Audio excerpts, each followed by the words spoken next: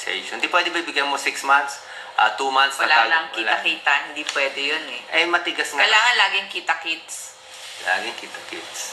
Okay? Tapos, kung gusto nyo sa private, pwede rin naman. Papacheck tayo sa doktor. Gusto nyo bumili ng tableta in private, pwede rin. Actually, ito yung mga gamot eh. Sa may kakayanan, hindi naman ho ganun kamahal. Medyo mababa na rin ang presyo ngayon. Sasabihin ko na yung gamot, hindi naman bawal sabihin eh. Sabihin ko na. Like maraming brands, merong iba yung mga Combi. Pero yung madali matanda, yung mga Myrin eh. Myrin P, tilamlag. Ang Myrin P Forte, binibigay yan mga 2 months ng ganoon. Sa normal TB At yung Myrin P na lang, yung mas mahina, 4 months naman. 2 months Myrin P Forte, tapos 4 months ng Myrin P, tapos 6 na buwan tuloy-tuloy. Pero kailangan may check yan ng doktor. Bawal nyo bilhin, bawal nyo inumin ng basta-basta. Hindi basta-basta eh. Pero sinasabi ko lang sa inyo para alam nyo kung magkano presyo. Para alam nyo na ipupuntahan para hindi kayo matakot. Magkano? 11 pesos per tablet, 4. Siguro kung sa private ka, 44 pesos kung ayaw mo pumila ng mahaba. So, mga 44 pesos, so mga 1,500 a month for 6 months, pwede na yun. Tapos, papacheck ka sa doctor, may bayad ka doon. Kung gusto mo sa private, mabilis. Sa health center, gusto mo makalibre nitong mga gamot, pipila lang tayo konti. Ha? So, ganoon lang. Ito yung mga tanong nila. Maganda bang klase yung nasa health center? Yes po, kasi galing abroad yun. Galing Donation abroad. sa Maganda. atin. Yes. Minsan Okay made naman. in Germany pa. Ang nagbibigay sa atin abroad. Okay po yun. Magtiwala po kayo. No problem. Tapos, kakayanin nyo yan for 2 months tsaka 4. Wala kayong choice eh. Kasi pag hindi kayo iinom, yung TB, ito pala hindi ko pa pinakita. Ang TB, salbahe siya. Pupunta siya sa buto. TB of the bone. Napakasakit nun. Iyak tayo sa TB of the bone. Walang mas masakit na painful sa buong mundo. Mas masakit pa sa pagbunot Cancer. sa pagbunot ng ipin na walang anesthesia. Mas masakit pa sa inoperahan na walang anesthesia. TB of the bone. Yan ang pinakamasakit sa lahat. Pat's disease lumilipat. Merong mga ganyan. Meron din po TB sa kulani. Marami rin nagkakaroon Dito, yan. meron din TB of the brain. May Yes. TB of the stomach. Talagang kumakalat yung Kahit TB. saan makikita nyo. Oo. Gaano kalala sa US, pag sa abroad, ito na, sa mga OFW, mga gusto mag-abroad, mga nakikinig sa atin, pag nakitaan kayong may x-ray na may spot, di ba? Di ba, mag-abroad kayo, x-ray, medical, ano yung nahanap nila? TB. Bata hinahanapan ng TB. Alam nila, 600,000 dito may TB. Alam nila, 80% may latent. Kaya tayo pinapa-x-ray eh. Tatrabaho ka sa fast food, papa-x-ray. Ano hinahanap? TB din. Di ba?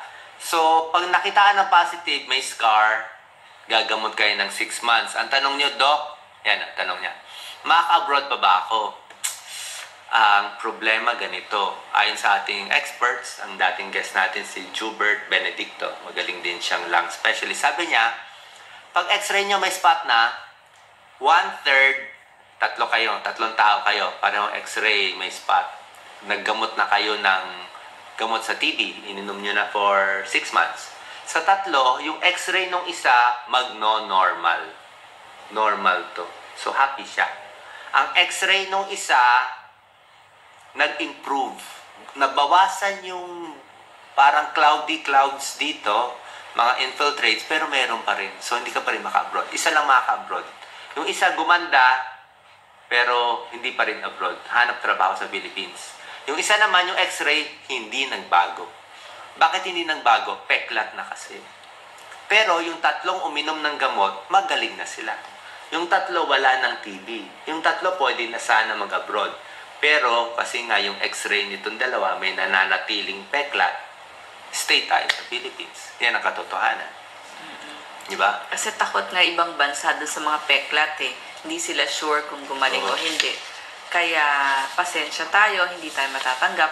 Kahit yung pag-abroad as tourist, ngayon, Canada, Australia, US, dadaan kayo sa masusing mga check-up. Yan, ang dami na natin questions, Doc Lisa.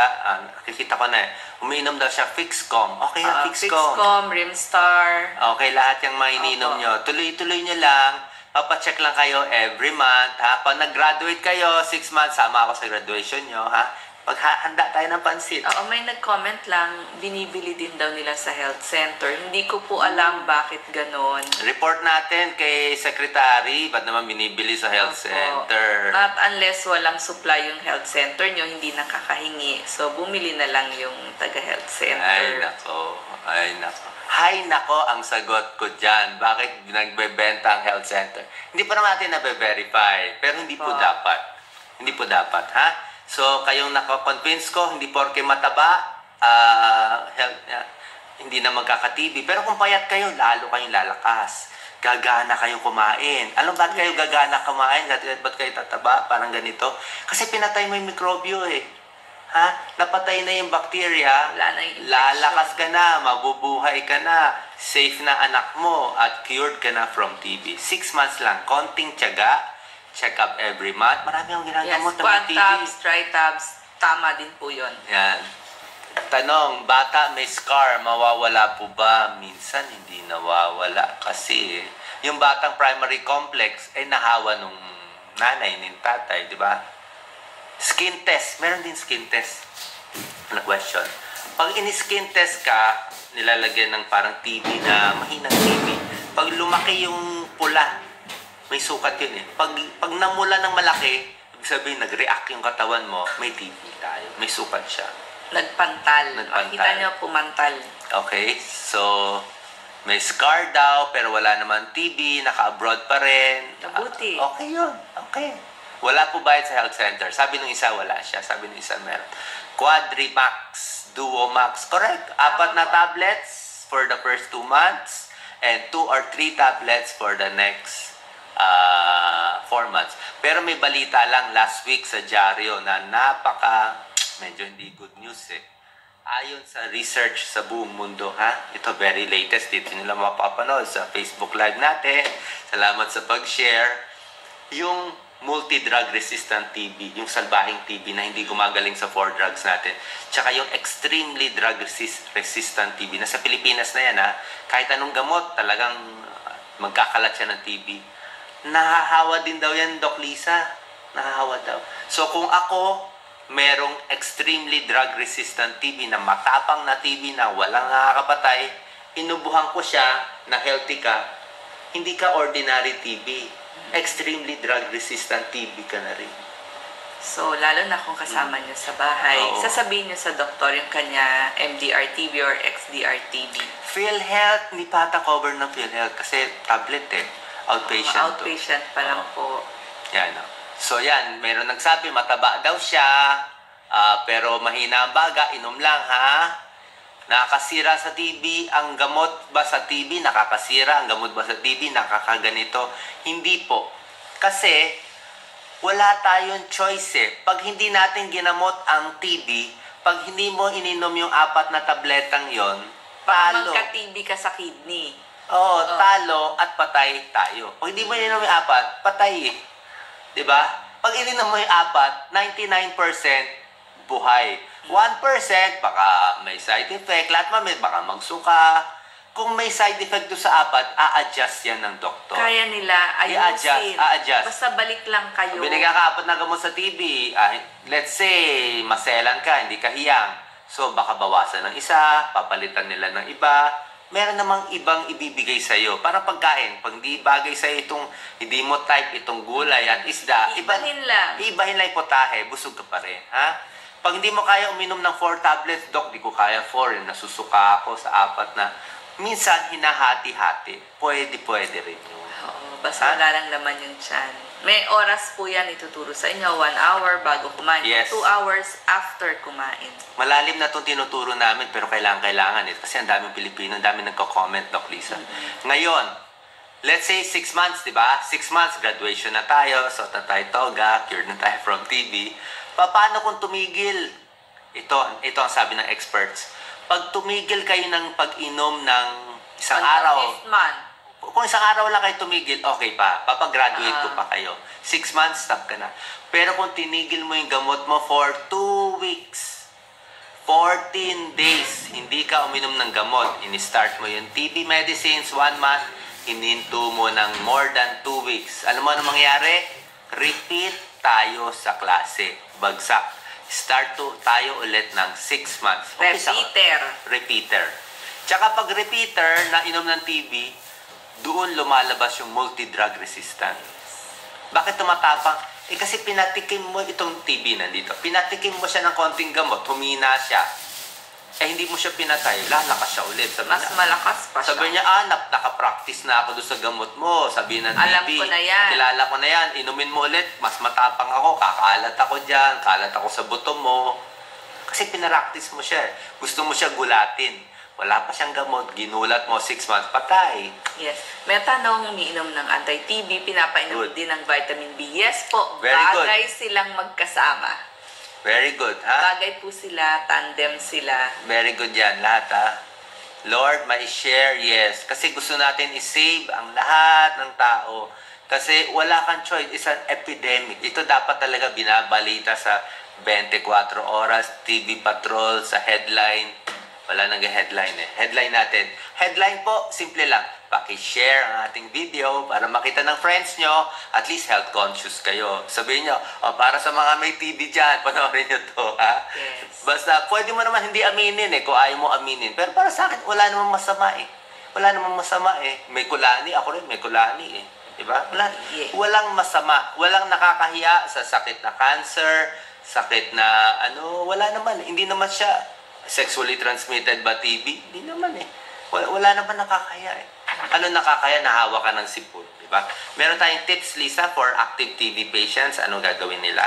So, Lisa, matulungan mo lang ako. Sandali. Ito ang ating mga tips kapag merong may TB sa bahay. Unang-una, huwag ninyong hawahin ang kapamilya, ang makasama sa bahay, at kaibigan na laging kausap at kahalubilo. Uminom na tayo ng gamot, sundin ang payo ng doktor, lalo na sa pag-inom ng gamot. At kung 2 linggo na, 2 o 3 linggo ng pag-inom ng gamot, hindi ka na nakakahawa, kaya pwede ka na ulit makihalubilo sa kanila. Number 2, dun sa 2 to 3 weeks ng unang pag-inom ng gamot, dun muna tayo sa bahay, wag muna tayong pumasok sa school, sa trabaho, para hindi tayo makahawa ng iba dahil ng laway natin tsaka plema at yung pag-ubo ay doon nakakahawa sa iba. Number 3, maganda bukas yung bintana para in and out ang fresh air. Kung naka-aircon kasi at close yung inyong kwarto, mas nandun lang yung mikrobyo eh. Mas maganda bukas ang bintana, naaarawan, pwede tayong mag-electric fan, basta kailangan lang open air para hindi mo na makahawa sa ating mga kasama sa bahay. Sa pag-ubo, pagsinga, pagtawa, pagkausap, pag-sneeze, pwede tayong mag-face mask, makakatulong yon. Tapos kung tayo ay dumudura, mas maganda sana sa tissue, tapos itapon at sana may takip yung ating basurahan. First 3 weeks, mag-face mask na tayo. Number 6, kompletohin. Kung sinabing 6 months or 9 months, huwag ihihinto. At number 7, syempre gusto natin positive thinking na tayo ay gagaling at babalik sa dati nating pinagkakaabalahan.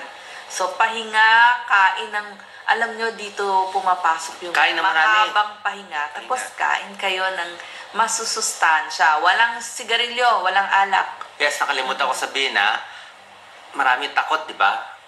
Pag may TB, pwede sabihin sa employer, sa amo, 2 weeks lang. Sa mga amo, sa mga employer, sa mga boss ng mga kumpanya, request ko sa inyo, kung yung empleyado nyo may TB, huwag nyo papaalisin, 2 weeks lang. 2 linggo lang siya, kung driver siya, 2 weeks pahinga, inom lang ng gamot, after 2 weeks, balik na sa trabaho. Yes. Pwede na yun. 2 weeks, basta itutuloy niya, mas okay na siya.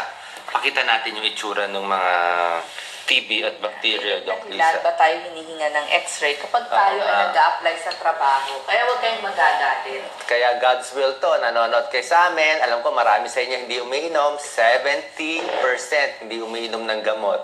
Kasi nga ayaw. Pero watching FB Live, marami nang iinom. Pakita na itong mga Doc Lisa. Bacteria. Yan. Baka mo nga. Ito ay tsura ng TB. Parang ganyan. Ano, laki. Para siyang alien, no? Doc Lisa, oh. Maraming klaseng bacteria. Ayan. Merong TB bacteria. Tapos, ang tinatamaan niya, baga. Ito, baga. Ayan, pakita mo yung baga. Yan. Si mga TB bacilli dyan, no? Pag in-x-ray, kita dito sa ibabaw. Ito. Dito po, yan na. Yan na. Ito, TB. Pag dito lang, mild TB. Pag umabot hanggang dito, marami na. Moderate. May ibang TB, lahat eh. Buong baga. Ayun, mas nakakahawa yung buo. Pero kung spot-spot lang, kung ano, spot lang, apical lang, madali na yan. Baka peklat na yan, gumaling na yan, ha? So, ganyan na yung tsura ng bacteria na tumatama sa atin. Yan, ha? Ito, sinisira ng bacteria ang ating katawan, ang ating baga. Ito, ang mga bacteria naglalabas ng toxin.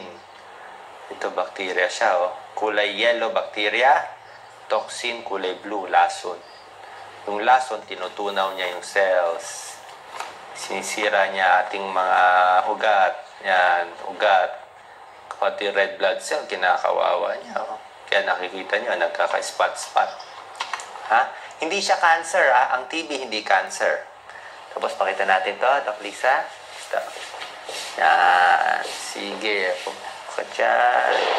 Ito, paano pag-iwas sa TB at lahat ng sakit. Hindi naman lahat ng sakit, karamihan ng sakit. Ngayon, itong tips natin, hindi lang to pang TB. Pwede rin to pang trangkaso, kanina pang ubo, pang sipon, pwede rin lahat yan. Sige, ito natin dito. Lapit natin yan, ha? So, ito yung mga sintomas. Ito pang ubo, trangkaso, pang TB meron din eh. Fever, di ba? Cough. Yan eh. Kasama rin niya sa TB. Ubo-ubo. Pero mas malala lang ang symptom. So, itong mga tips ko pang iwas, pwede pang TB, pulmonya, ubo, sipon. Yes, Doc Lisa. Atras lang. Ito paano iiwas sa may sakit. Habang hindi pa nakakatapos sa pag-inom ng gamot, 2 weeks pa lang umiinom ng anti-TB, nakakahawa. Layo, ha? Layo. Gano'ng kalayo? Hiwalay muna siguro. Pati yung mga pagkain, di ba? Siguro mga 1 week, 2 weeks. Konting hiwalay lang kasi nasa plema eh. Nasa kamay, ano? Pag lumipad, kita mo to, meron siyang TB, meron siyang pulmonya. Pag lipad, ubo, hindi mo nakikita yan. Pag langhap mo, yun, shoot na-shoot. Pag shoot, tumubo na. Yan, direct transmission, nakakahawa. Kaya nga nagiging epidemic. O yan, kita mo sa may sakit, sa may TB o sa ibang sakit na nakakahawa, umuubo siya sa gabi, Doc Lisa. Kita mo yung... Naiiwan dun sa unan, kumot. Pero yung unan kumot niya, huwag kayong mag-expect makakita ng pula. Hindi niyo makikita yung pula. Invisible yan. Ang makikita mo dyan, plema. Kung ganyan ang kulay. Ito, no shaking hands, Wala mo nang shake, Doc Lisa. Oo, kaya nga 'di ba, maghugas palagi ng kamay kasi nakikipag-shake hands tayo. Hahawak tayo sa mga doorknobs ng ating pintuan. Ito nang hahawa. Flush, ito toilet. Kawawa. Ito kawawa. Kaya sabi ko sa iyo, meron ka pang 2 inches away, huwag ka na humawak. Ito, doorknob, Doc Lisa, sa banyo, madalas. Paano gagawin mo? Uupo ka pa ba dun sa sa kubeta? Yung cellphone na hinawakan niya, nandun din yon. Okay lang ang boyfriend. Yan. Mas tinatamaan, magkakasakit ng TB, pulmonya, kahit yung mga trangkaso, sino tinatamaan to? Bata. Diba? O yung mga Matanda. mas bata, mas may edad, buntis. Buntis, bata, may edad. Pero kahit sino pwede, mga may sakit. Okay, mga may sakit. Pag may sakit tayo, mas lalabas ang TB. Kaya nga, maganda po mag-mask ka. Magsuot kayo ng face mask ka. Suot ng mask. Okay, ganda ba ng mga props natin? Tapos ito, aralin ang sakit. Yun. Makinig sa FB Live natin. I-share para marami. Tinuturo niya papel eh. Ngayon, Facebook na eh. Hindi na papel. Facebook lang. Ito, labas dito si Doc Willie, Doc Lisa. At sana matuto lahat ng kababayan natin. Ito, gaano kalayo? 1 meter. Actually, sa TV, more than 1 meter. Baka kala natin 2 2 to meters. 4. Layo na, layo. Ito, yes, Doc Lisa. Ang tamang pag-ubo o pagbahing, pag wala tayong hawak na tissue, maganda sana tissue para sabay tapon. Yung panyo kasi, magstay pa doon yung mikrobyo eh. Pag walang-wala, pwedeng yung sleeves ng ating damit ang ating gagamitin. Pag-ubo at pagbahing. Tissue. Pero pinakamaganda, tissue para maitapon pagkatapos. Okay. Hugas kamay. Hugas kamay. Yan ang number 1. Sabon, Makahawa. banlaw, hugas mabuti. Ang mga bata, baka may... Bata, napakagaling manghawa ang bata, Doc Lisa, ha? Ang mga bata, mas mabilis sila makahawa kaysa sa matanda. Bakit? Bata kasi hindi pa sila marunong eh. Ang bata, uubuhan ka sa muka eh. Uubuhan ka niya, hindi pa kasi siya marunong. Kaya habang bata, paturuan na hand washing, cover your mouth when coughing, di ba? Wag uubo sa harap. Wag uubo sa harap ni lolo, lola, magkakasakit, magkakapulmonya si lolo, lola. Turuan. Yes, Lisa. Ito, hiwalay yung may sakit. Oo, lalo na kung tuberculosis, trangkaso, pulmonya, ibang kwarto muna, tsaka walang maraming dalaw. Walang dalaw. Yung nag-aalaga na lang muna ang papasok doon sa kwarto para mas less yung makahawa. Ito ang napakamaganda, Doc Lisa. Oo. Kailangan open air, ha? Pakita ko sa inyo. Yes. Buksan ang bintana Ano, ng bahay. open air, di ba? Mga pintuan. Sige, sama Doc Lisa. So, open air tayo dapat, ha? Para mahangin. Pag merong umuubo, huwag kayo sa isang kwarto. Umiikot kasi yan, eh. Nagsa-circulate, eh. Hindi po biro yan, ha? May epidemic kumakalat. May isang mga hotel sa abroad dito. May isang pasyente, may sakit sa 4th floor. Tapos yung aircon nila, centralized sa buong hotel. Ha? Nahawa yung buong hotel. Nahawa yung buong hotel. Dahil sa isang tao na sa 4th floor, nahawa yung 5th floor, 6th floor. Kasi nga nag-ventilate eh. May ganung sakit. May ganung sakit sa exhaust. Ito, single caregiver sa magbabantay. Pwede isa lang muna. Pero ito kasi, 2 weeks lang naman yung sa tuberculosis. After 2 weeks, okay na. Hindi naman kailangan. Kain mabuti. Kain, ha? Painumin ng madami. Tubig. Kung bata, pakainin, ha? Kailangan mo pagkain panlaban sa mikrobyo, TB, pulmonya, ubo, sipon, lagnat, pampalakasin ang katawan, ha? Para matalo itong mga bakteryang pinakita ko sa inyo. And, inumin ng gamot. Pwedeng liguan, mainit-init na tubig. Ibigay ang tamang gamot. At paano papainumin. Ito na, lastly, ito ang mga sintomas na talagang dadalin mo na sa emergency room, ha? No choice, ha?